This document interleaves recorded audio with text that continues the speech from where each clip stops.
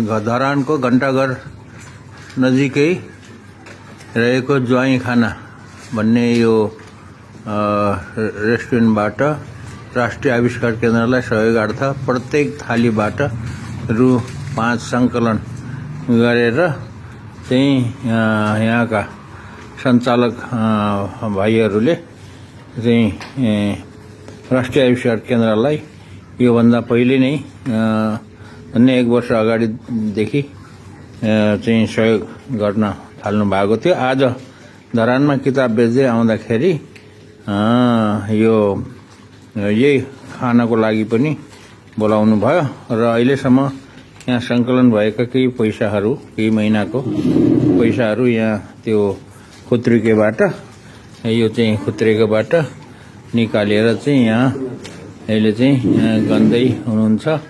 यसरी हरेक थालीबाट 5 रुपियाँ सङ्कलन गरेर सहयोग गर्नुभएको छ।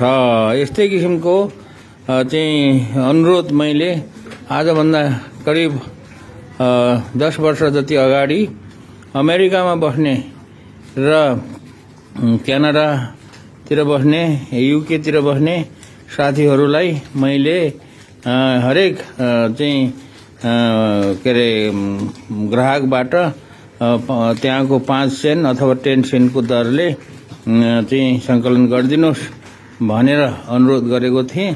तर त्यो अमेरिकामा काम गर्ने र रेस्टुरेन्टहरू चलाउने, क्यानाडातिर चलाउने र अरू देशहरूमा पनि भनेको थिएँ।